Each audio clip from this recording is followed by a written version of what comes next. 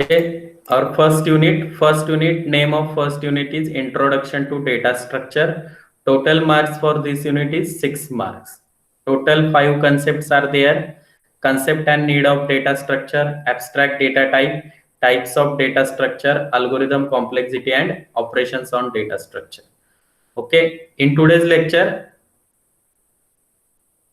we will see these first 2 points, concept and need of data structure and abstract data type, that is ADT. ADT stands for abstract data type.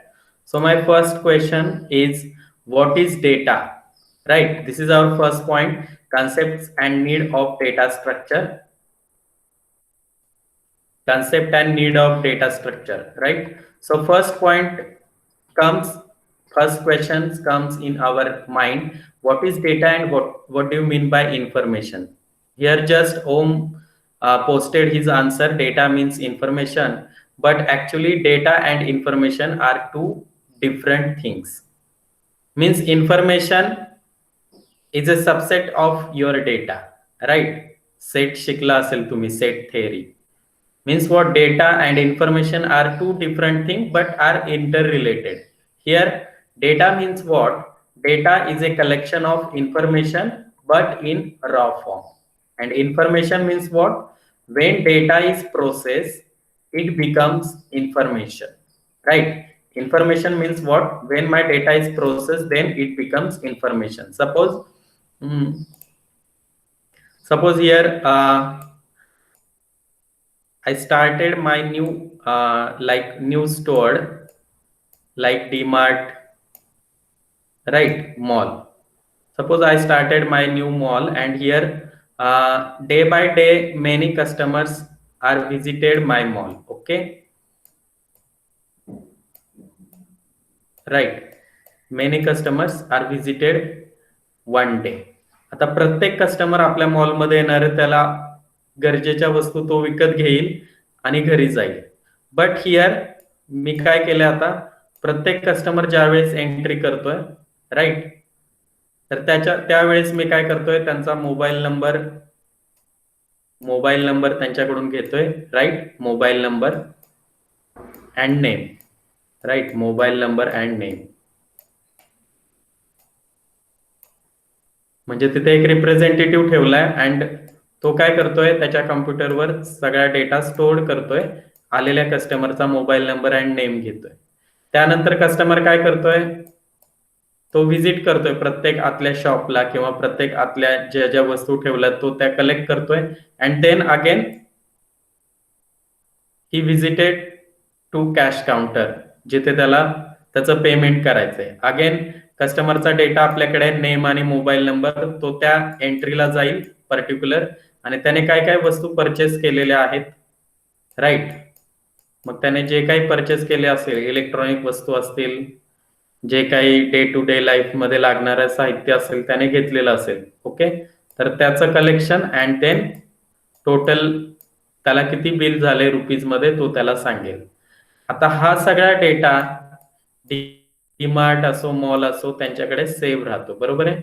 आता काही ठिकाणी आपला mobile number किंवा personal information घेत नसतील, but most of ठिकाणी आपण medical मध्ये गेलो तर काही मेडिकल अशा पद्धतीने आपला डेटा कलेक्ट करत असतात, किंवा बँक जरी घेतली, बँककडे तर आपला सगळा डेटा अवेलेबल असतो. आपल्या अकाउंट मध्ये किती बॅलन्स आहे, आपलं नाव काय आहे, ऍड्रेस काय आहे, बँक अकाउंट नंबर काय आहे, बरोबर, राईट. तुम्ही कधी किती रुपये टाकलेले, कधी किती रुपये खर्च केले, ऑनलाईन पेमेंट केले तर ते कुणाला केले, सगळा डेटा बँककडे स्टोअर राहतो जर तुम्ही ऑनलाईन पेमेंट करत असाल, right. So I say this is all data, right. हा माझ्यासाठी काय आहे, सगळा डेटा आहे.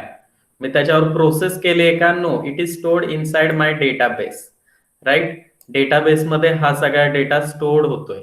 Means this is our data. Data means what, data is a collection of information but in raw form. Raw form म्हणजे सध्या आपण त्याच्यावर काही प्रोसेस केलेली नाहीये, सध्या तो आपल्या सिस्टीम मध्ये, डेटाबेस मध्ये स्टोर्ड आहे, कम्प्युटरच्या मेमरीमध्ये.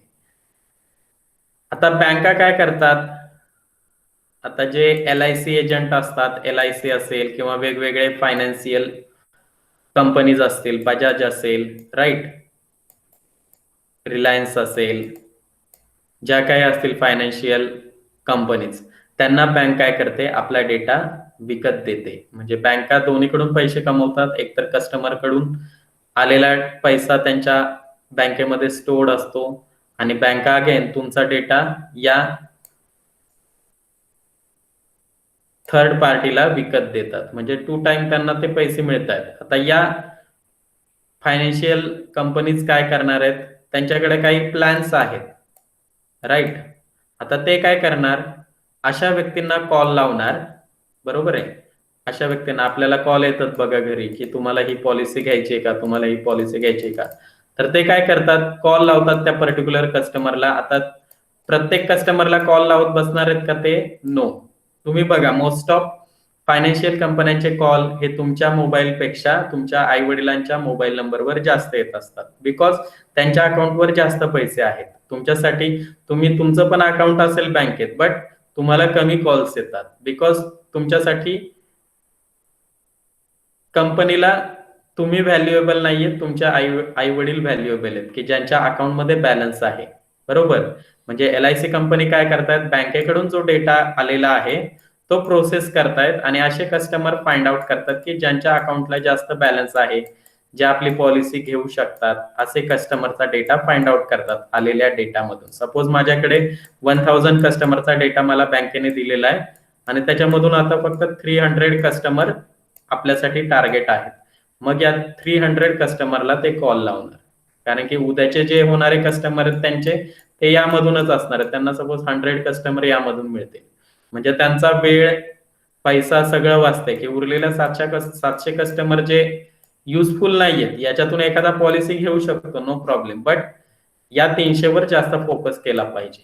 So it these 300 customers data, it becomes your information because it is process. हा 300चा डेटा मिळवण्यासाठी काय केले तुम्ही, की त्याच्यावर लॉजिक अप्लाय केलेलं आहे, की त्या कस्टमरच्या अकाउंटला जास्तीत जास्त बॅलन्स असेल, तो जास्तीत जास्त ट्रान्झॅक्शन करत असेल, असे 300 कस्टमर फाइंड आउट केले आणि त्यांना कॉल लावला. त्यातून त्यांना 100 कस्टमर असे मिळाले की त्यांनी त्यांची पॉलिसी विकत घेतली. म्हणजे या 700 कस्टमरवर वेळ घालवण्यापेक्षा त्यांनी ऍक्च्युअल टार्गेटवर कॉन्सन्ट्रेशन केले. So this is your data and this is your information. Okay, सगळ्यांना समजलंय डेटा अँड इन्फॉर्मेशन मधला डिफरन्स? समजलं का सर्वांना, data and information?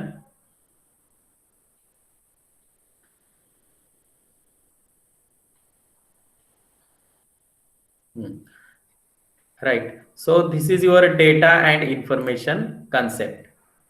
Most of आपल्याला हेच माहित नसते data and information means what. So तशा पद्धतीने आपण डेटा अँड इन्फॉर्मेशनला डिस्टिंग्विश करू शकतो.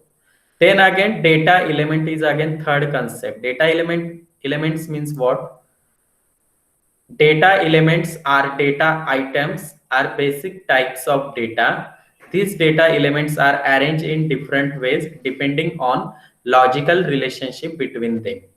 Data elements means what? Suppose आता याच एक्झाम्पल मध्ये आपण बघूया की बँकेकडे तुमचा डेटा आहे. आता तो कसा असणार आहे, टॅब्युलर फॉर्मॅट मध्ये डेटा असणार आहे, म्हणजे रो आणि कॉलमच्या फॉर्मॅट मध्ये. जसं की तुम्हाला आता डेटाबेस सब्जेक्ट आहे, राईट, आणि तुम्ही तिथे काय यूज करताय, oracle database. Oracle is a relational database. Relational means what? It is stored in row and column fashion, right? Row and column. Row specifies values and column specifies attribute. Means what? Customer ID, CID, account number, AC, customer name, and suppose balance, right?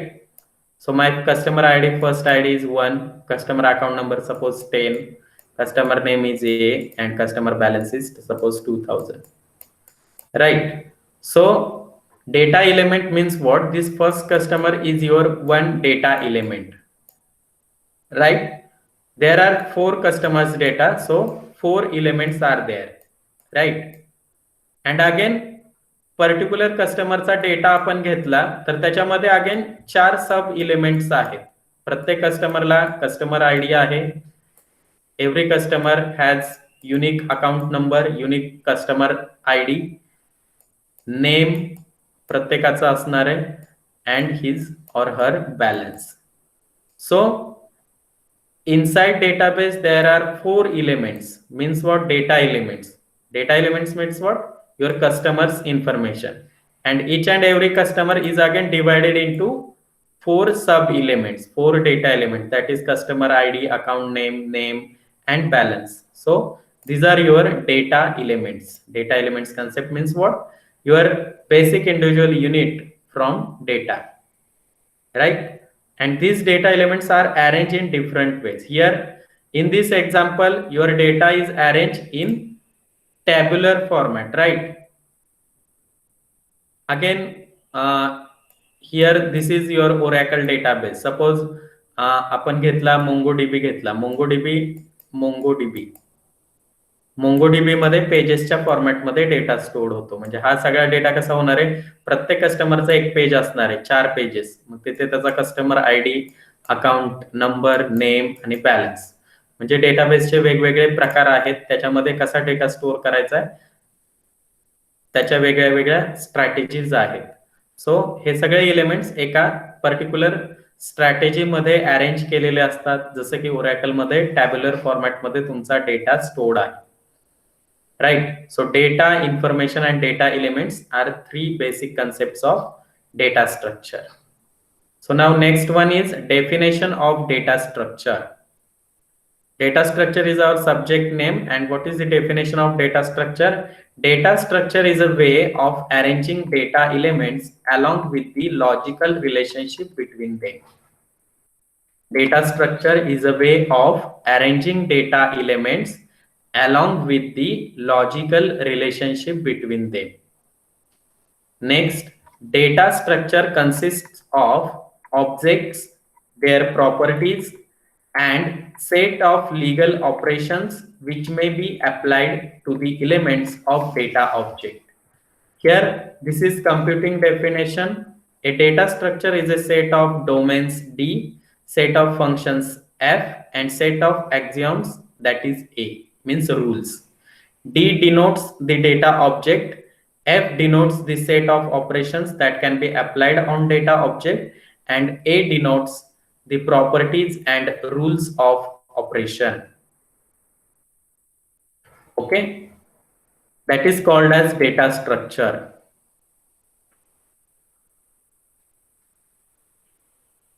The data structure त्यांनी काय सांगितले की it is a collection of, or it is a set of 3 things.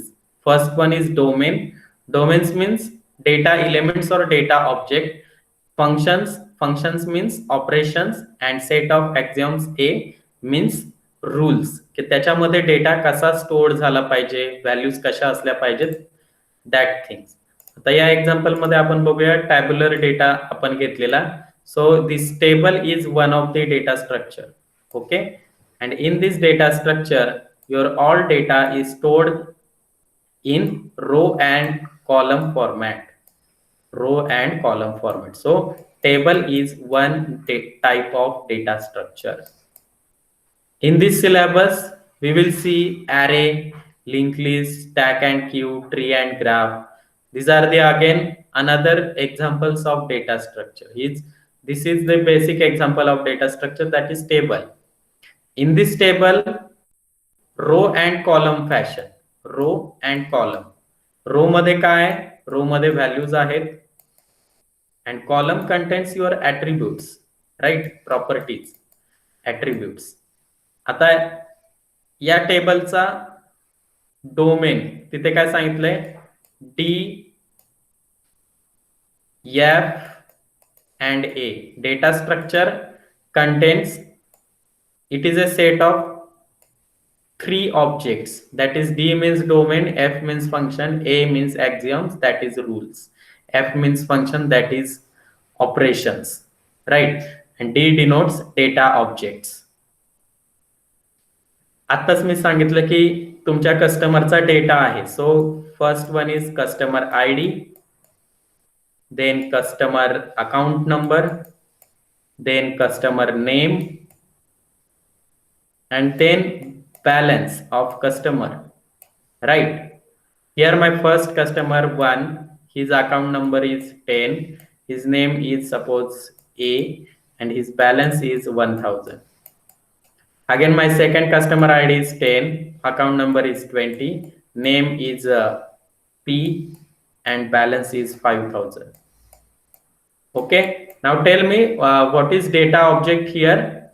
Your customer ID, your account name, number, your name and balance are your data objects, right? प्रत्येक कस्टमरचे 4 object मध्ये तो divide होतोय.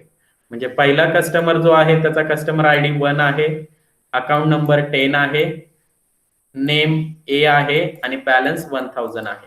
Means your objects are customer ID, that is CID, AC, that is account number, name of customer and balance. Okay, so D denotes data object, so these are your data objects. F denotes functions, right? आता या table मध्ये मला पहिल्यांदा data insert करावा लागेल, table create करावं लागेल. So first operation is create table, right? So this is your first operation. Before storing we have to create, right? घर अगोदर बांधावं लागतं, त्यानंतर त्यात लोक राहायला जातात, बरोबर आहे? फ्लॅट म्हणजे अगोदर आपल्याला बिल्ड करावं लागणार डेटा स्ट्रक्चर आणि त्यानंतर आपण त्यामध्ये डेटा स्टोअर करू शकतो, राइट? म्हणजेच काय, अगोदर आपल्याकडे स्ट्रक्चर पाहिजे, सो टेबल मला क्रिएट करावं लागेल. That is one of the function, that is create. Then we can insert data inside my data structure. So insert is one of the again function. Means we can insert data for first customer, that is customer ID 1. It is given by bank, right? 1 account number, and while filling bank account opening form, you can fill this data, your name and तुम्हाला जेवढे amount त्यामध्ये सध्या store करायची ती, या दोन गोष्टी तुमच्या आहेत. मग बँक काय करते, तो डेटा तिथे परत अगेन स्टोअर करते. सो बँक काय करत असते की या टेबल मध्ये तुमचा डेटा इन्सर्ट करणार. That is insert is nothing but your one of the function, right? Then again third one, एखादा कस्टमर एक्सपायर झाला, डेट झाला, किंवा एखाद्या कस्टमरला त्याचं बँक अकाउंट क्लोज करायचंय, so again delete, right? Delete. Second नंबरच्या कस्टमरला वाटतंय मला या बँकेत अकाउंट नकोय, सो त्याने अकाउंट क्लोजचा फॉर्म भरून द्यायचा. देन त्याचा डेटा टेबल मधून डिलीट केला जाईल. म्हणजे आता सध्या टेबल मध्ये एकाच कस्टमरचा डेटा राहील. So delete is again one of the function. Means what? F denotes set of functions or set of operations, right? So two concepts are clear. Data structure is a set of data object, that is D. F means function, that is operations, and these are the 3 operation: create, insert and delete. And now last one is axioms, means rules. तर rules काय पाहिजेत? या table मध्ये data store होताना customer ID कसा पाहिजे? Unique पाहिजे, बरोबर? म्हणजे 2 कस्टमरला सेम आयडी देऊन चालणार आहे का बँकेला? युनिक पाहिजे. अकाउंट नंबर प्रत्येक कस्टमरचा युनिक पाहिजे, म्हणजे डिफरंट हवाय. प्रत्येक कस्टमरचा अकाउंट नंबर डिफरंट हवाय. बघा तुम्ही कोणतीही बँक घ्या, प्रत्येक कस्टमरचा बँक अकाउंट नंबर हा डिफरंट असतो, कस्टमर आयडी डिफरंट असतो. सेम असेल तर काय होईल? दुसरा एखादा पैसे भरेल, दुसराच कोणीतरी तो विड्रॉल करेल, बरोबर आहे? Means what? This is rule. First rule is प्रत्येक each and every customer assign different customer ID and different account number to each and every customer, each and every account holder of your bank. That is one of the rule of your data structure, right? Again, for insertion, here when you insert his or her customer ID, when you insert his or her account number, it should be in numeric format, right? Number पाहिजे तिथे. Text चालेल का? Customer ID मी इथे ए दिला आणि बँकचे सगळे customer ID numerical आहेत. मग इथे हा डेटा ऍक्सेप्ट होतानाच इथे नंबर डेटा ऍक्सेप्ट झाला पाहिजे. टाईप करणारा, डेटा एंट्री करणाऱ्याने चुकून ABCD मधले लेटर्स टाईप केले तर तो ऍक्सेप्ट झाला पाहिजे का? No. That is again one of your axiom, that is one of your rules, right? Balance should be again in numeric format. It should be in floating point, right? Means what? 550 paisa, right? But here customer ID and account number ला fractional part पाहिजे का? No, there is no need. Then again it is become your axioms, that is again another rule, right? Name should be in text format, right? Number मध्ये name असतं का कुणाचं? मी तरी पाहिलेलं नाहीये, बरोबर? म्हणजे ते न्यूमेरिक डेटा ऍक्सेप्टच करायचा नाहीये, बरोबर? म्हणजे चुकून कीबोर्ड वरून डेटा टाईप झाला तर तो ऍक्सेप्ट झाला नाही पाहिजे. So it should be in textual format. So these are your rules, right? So it is very simple definition of data structure. Data structure is a set of domains, data object, set of function f, and set of axioms. If question asked in your exam, explain data structure in detail. So first, write down these 3 points. What do you mean by data, information, and data elements? And then go for definition of this. He definition खालची लिहायची. A data structure is a set of domains D, set of functions F, and set of axioms A. Right? And then explain with your example. जसे की मी इथे example ने explain केलेला आहे. Okay? So this is definition of data structure. समजले सगळ्यांना definition of data structure?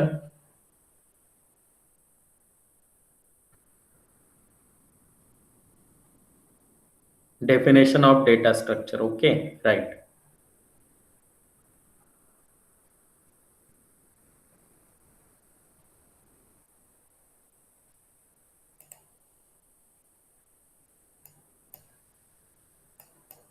So now next,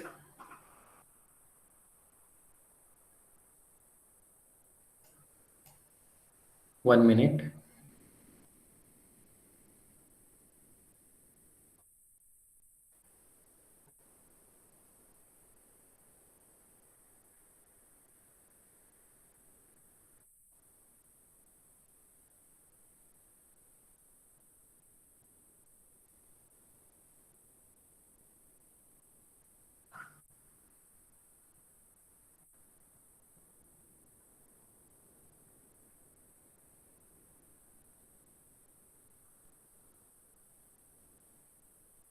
Okay, so now next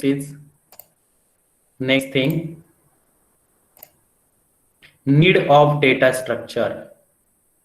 So what is the need of data structure? To identify, first need is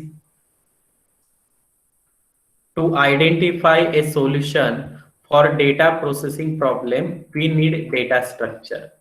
Means what? तुम्हाला data हा table format मध्ये store करायचा आहे, page format मध्ये store करायचा आहे, तुम्हाला data video format मध्ये स्टोअर करायचा आहे की ऑडिओ फॉर्मॅट मध्ये स्टोअर करायचा आहे.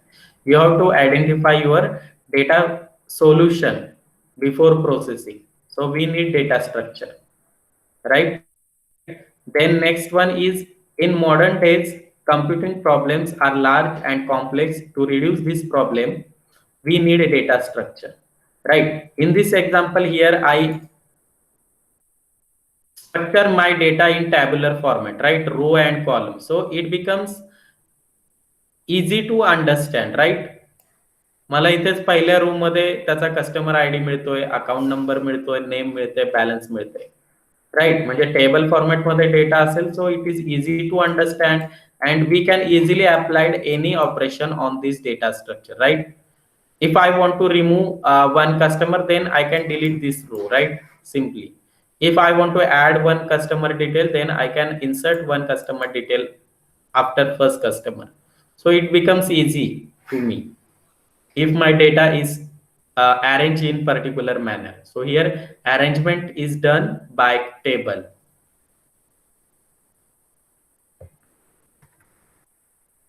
Okay, so next one is third one, to handle large amount of data, right? Day by day data inside your database, data काय होतोय? लार्ज अमाउंट में सेव्ह होतोय. बरोबर आहे. फेसबुकवर आपण रोज शेकडो पोस्ट करतात लोक, काही टेक्स्ट मध्ये लिहितात मोठ्या मोठ्या पोस्ट, काही जण व्हिडिओज टाकतात, काही जण फोटोज टाकतात, बरोबर आहे. आणि हा सगळा डेटा तिथे स्टोर्ड आहे. म्हणजे तुम्ही जेव्हा फेसबुकचं अकाउंट ओपन केलेलं आहे तेव्हा जो प्रोफाईल पिक्चर ठेवलेला आहे किंवा तुमचे पर्सनल फोटो शेअर केलेले आहेत ते आजही तिथे स्टोर्ड आहेत, बरोबर आहे. की ते डिलीट झालेत तिथून? नो, ते स्टोर्ड आहेत. म्हणजे ते फेसबुकच्या डेटाबेसमध्ये तुमचा तो डेटा सेव्ह आहे तो अजूनही. आणि तुम्ही आता सपोज तुमचं 5 वर्ष अकाउंट चालू आहे आणि तुम्ही रोज फोटो टाकताय, ते सगळे फोटो तिथे सेव्ह आहेत. म्हणजे काय, असे कितीतरी युजर्स आहेत फेसबुकचे, बरोबर, इंस्टाग्रामचे. सो डे बाय डे काय होतंय की डेटा स्टोअर होतोय, म्हणजे लार्ज अमाऊंटने डेटा डेटाबेस मध्ये स्टोअर्ड होतोय. म्हणजे एवढा सगळा डेटा जर आपल्याला प्रोसेस करायचा असेल, त्याच्यावर ऑपरेशन्स वेगवेगळे परफॉर्म करायचे असतील, तर आपल्याला डेटा स्ट्रक्चरची गरज आहे. ते आपण डेटा स्ट्रक्चरच्या ऑपरेशन मध्ये पाहणार आहोत की कोणते कोणते ऑपरेशन्स आपण परफॉर्म करू शकतो. Then fourth one is data is a collection of text, audio, search. We need to store search variety of data in single data and we need to process it. Means what? Suppose I visit 1 minute.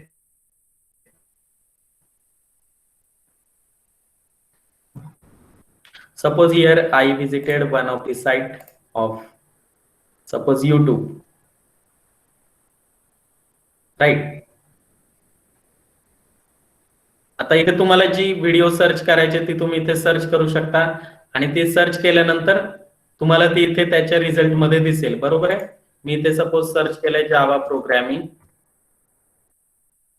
Java programming असं मी search केलं. So here different videos in my search. First one is Java tutorial for beginners, Java tutorial in Hindi, Java programming. असे वेगवेगळ्या युजर्सने टाकलेले त्यांचे videos आलेले आहेत. User can select any one and play, right.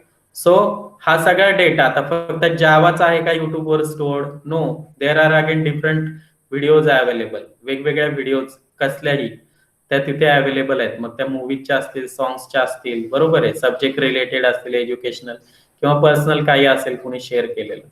So तुम्ही इथे search box मध्ये टाकलंय, त्यावेळी काय होतंय, ही जी सर्च व्हॅल्यू आहे ती युट्यूबच्या डेटाबेस कडे जाते क्वेरी. आणि युट्यूबच्या डेटाबेस मधून काय सर्च होणार आहे की ज्या व्हिडिओ मध्ये जावाचे कंटेंट्स आहेत, जावा प्रोग्रामिंग असे कंटेंट्स आहेत, ते तुम्हाला इथे सर्च मध्ये मिळालेले आहेत, बरोबर आहे. ते तुम्हाला इथे सर्च मध्ये मिळालेले आहेत. हे झालं व्हिडिओच्या बाबतीत. सपोज मी AIR च्या वेबसाईटला गेलो, okay, radio, welcome to AIR, All India Radio news. ही एअर इंडिया झाली, न्यूज ऑन एअर. ओके, अशा पद्धतीने त्यांची वेबसाईट आहे. आता ही टेक्स्ट फॉर्मॅट मध्ये डेटा आहे, इथे बघा वेगवेगळ्या फॉर्मॅट मध्ये. Then you can select your any language here, English, Hindi, Gujarati, Marathi, Urdu, Asami, Dogri available. Suppose here I selected Marathi. Then again website is converted in to Marathi language, right.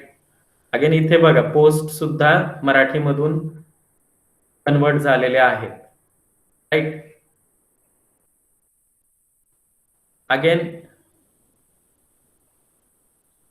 वेगवेगळे फॉर्मॅटमध्ये त्यांचा डेटा स्टोर्ड आहे. आता इथे यावर क्लिक केलं की इथे ऑडिओ ज्या न्यूज झालेल्या आहेत आता त्या इथे स्टोर्ड आहेत त्यांच्या डेटाबेसमध्ये, त्या आपण प्ले करू शकतो. ओके, तर हा ऑडिओ डेटा इथे स्टोर्ड आहे. अगेन टेक्स्च्युअल डेटा स्टोर्ड आहे. आणि डे बाय डे उद्याच्या बातम्या वेगळ्या त्या पण इथे ते स्टोअर करणार आहे. म्हणजे त्यांचा डेटाबेस काय आहे, day by day increase, database मधला data day by day increase होतोय, बरोबर. आणि तो इन्क्रीज झालेला डेटा काय होतोय, मग त्याच्यावर जर आपल्याला ऑपरेशन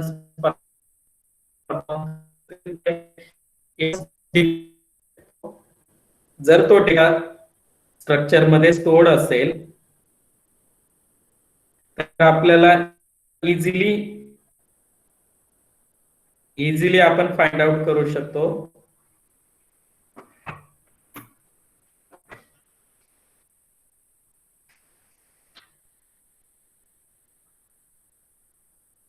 त्या डेटाबेस मधून. So we need data structure, right.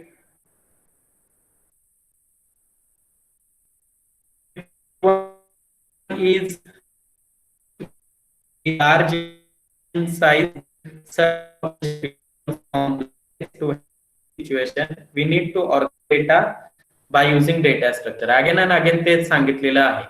जर डेटा स्ट्रक्चर मध्ये अरेंज नसेल तुमचा डेटा नीट, तर काय, it becomes complex and difficult to find out useful data, right.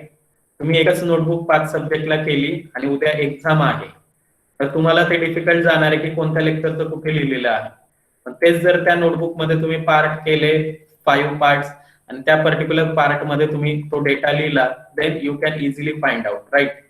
और तुम्ही वेगळी नोटबुक बनवले तर then again it becomes very easy, right.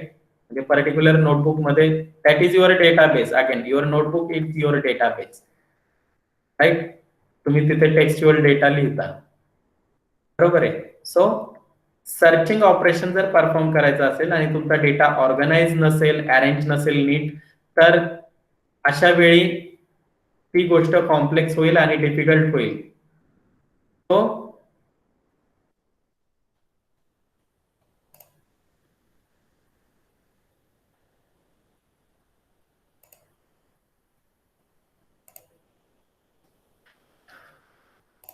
So next one is, in data structure, the logical relationship between data elements is used so we can handle many operations on particular data elements. Means what? Logical relationship means what? Here in this example, your customer ID 1 is related with customer name A, right? Your customer ID 2 is related with customer name P, right? Means what? There is a relationship between 1 and A, 2 and P, right? Again, account number 10 contains 1000 balance. Means 1010 are related with each other. Means this is your account number and it contains 1000 rupees in that account number, right? So it is related. Means what? This is logically related. Logical relationship आहे त्या. म्हणजे ज्या account नंबरचा ज्या अकाउंटचा number 10 आहे, त्या account मध्ये 1000 balance आहे, हे आपल्याला मिळतंय. म्हणजे रिलेशनशिप आहे प्रत्येक गोष्टीमध्ये. ज्या कस्टमर आयडी, जिथे कस्टमर आयडी 1 आहे त्याचा बॅलन्स 1000 आहे, कस्टमर आयडी 1 असलेल्या कस्टमरचं नेम ए आहे, means it is related, right. Customer name A असलेल्या कस्टमरचा कस्टमर आयडी हा 1 आहे आणि अकाउंट नंबर 10 आहे. So you can easily find out. Means this is related data. जर तुम्ही डेटा स्ट्रक्चर मध्ये तो डेटा स्टोर केला, so it becomes very useful to find out particular data or to search particular data which is stored in from stored database. Okay, next one is characteristics of data structure. Okay, characteristics of data structure.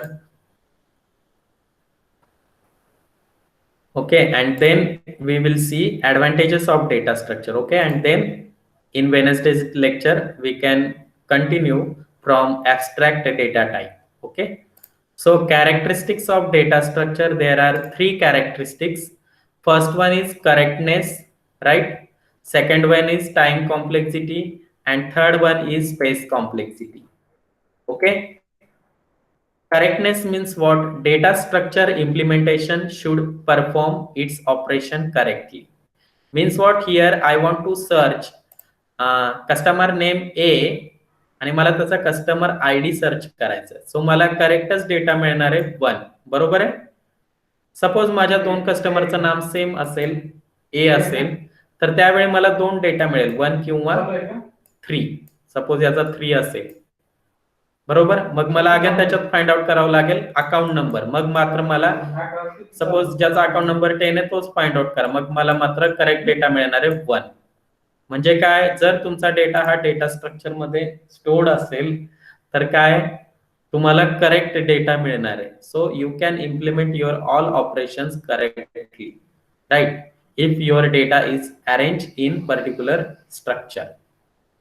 Here I use table structure. So it is easy to understand, easy to access, and easy to search from stored database. Okay. So now next one is time complexity. Time complexity states that running time or execution time of operations of data structure must be as small as possible. Right?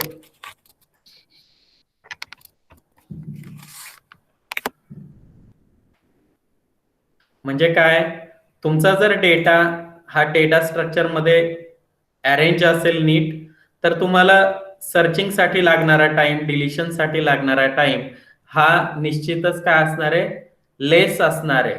जर data हा नीट arrange नसेल, suppose 1 bye 1 data stored आहे, customer ID, त्यानंतर account name, account number, name आणि balance.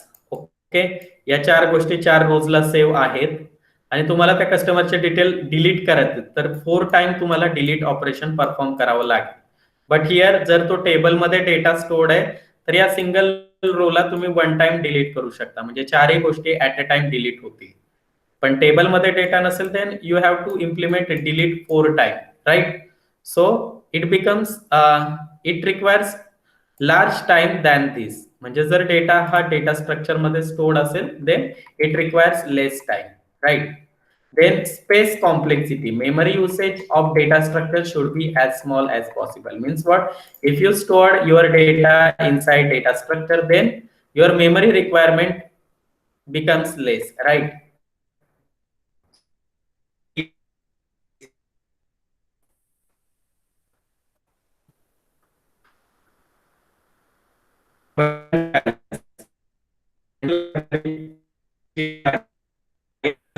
कमी असणार आहे. Okay, so these are the 3 characteristics of data structure, that is correctness, time complexity and space complexity. बरोबर आहे. इथे सिंगल रो मध्ये माझा डेटा स्टोर्ड आहे, पण इथे किती रोज लागतात? डेटा स्ट्रक्चर मध्ये स्टोर्ड नसेल तर 4 रोज लागतात. बरोबर, कस्टमर आयडी साठी 1 रो, अकाउंट नंबर साठी 1 रो, नेम साठी 1 रो, बॅलन्स साठी 1 row. But when I represent my data inside data structure, then it requires less memory. Okay, then last one is advantages of data structure. First advantage of data structure is structured data is easier to access and manipulate as compared to unstructured data. तेच आपण आता टेबलच्या format मधील डेटाचं पाहिलं की suppose मला एखादा new customer add करायचा, देन इट बिकम्स इझी. पण तो जर अनस्ट्रक्चर्ड डेटा असेल तर it becomes complex, right? Complex operation. Then second one is we can perform different operation on structured data, right? I want to find out account number of whose customer ID is 20. Then particular customer ID तो search करेल आणि त्याच row मध्ये तो search करेल account number काय आहे. So your search operation becomes perform in less time, right? Different operations. You can delete all the details of one customer in single delete operation, right? Means what? Single row मध्ये सगळा data stored आहे, so you can delete it. Then third, data structure towards relationship between object, so we can store related data in required format. Means what? Here my data is stored in tabular format, right? Tabular format, so it becomes easy to understand, it becomes easy to manipulate, right? My account number 10 is related with customer ID 1, right?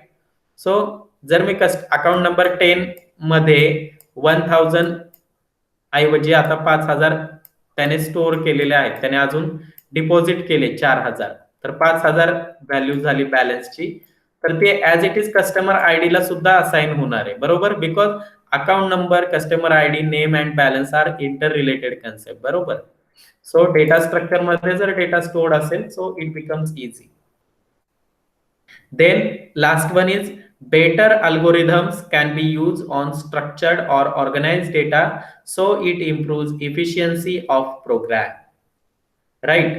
better algorithm can be used to structure or organize data so it improves efficiency of program. जे की मी बँकचं example आता यापूर्वीच दिलेलं आहे की बँककडे 1000 कस्टमरचा data आहे. Bank have data of 1000 customer and त्यांनी काय केलंय, bank sells his data to financial agencies like Bajaj, LIC, anything. Okay, LIC and Bajaj, Reliance, right? Then these all companies have 1000 customers data. But ते अशा कस्टमरला call करणार आहेत की ज्यांचं ट्रान्झॅक्शन जास्त आहे, ज्यांच्या अकाउंटला जास्त बॅलन्स राहतो, अशा त्यामधून 300च कस्टमर आहेत. सो त्यांचा टाइम वाचणार आहे, वेळ वाचणार आहे. 700 लोकांवर जेवढा ते फोकस करण्यापेक्षा या 300 लोकांवर जास्त फोकस करशील. So this is their target. So त्यांचं प्रॉफिट मध्ये पण काय होणार आहे, इन्क्रीज होणार आहे प्रॉफिट. सो जर डेटा हा बेस्ट वेने ऑर्गनाइज असेल, डेटा स्ट्रक्चर मध्ये ऑर्गनाइज असेल, then it improve efficiency of program. म्हणजे त्यांची इफिशियन्सी इथे वाढली, त्यांचं प्रॉफिट वाढलेलं आहे, कारण या एवढ्याच कस्टमरना त्यांना फोकस करावं लागतंय. राईट. हे तुम्ही एक्झाम्पल कुठेही घ्या, कोणत्याही ठिकाणी, तरी ते तशाच पद्धतीने आहे. बरोबर. तर मी युट्यूबवर मी सारखं सर्च करत असेल एज्युकेशनल व्हिडिओज, तर मग मी काय युट्यूब उघडलं तर मला जावाचेच व्हिडिओ दिसतील किंवा वेगवेगळे व्हिडिओज एज्युकेशनल रिलेटेड दिसतील. मी जर युट्यूबवर मूवीजचे सॉंग्स रोज ऐकत असेल, देन युट्यूबला वाटेल की या माणसाला हे आवडतंय, तर तो युट्यूब उघडल्याबरोबर सॉंग्सचेच सर्च मध्ये आपल्याला डिटेल्स देतो. बरोबर आहे. म्हणजे जे तुम्ही सर्च करताय ते सगळं कुठेतरी स्टोर्ड होतंय यांच्याकडे, म्हणजे तुम्हाला तुमच्या वेजने रिझल्ट्स मिळतात. So this is the advantages of data structure. Okay, we will see abstract data type, advantages of abstract data type and example of abstract data type in next lecture. Okay, thank you.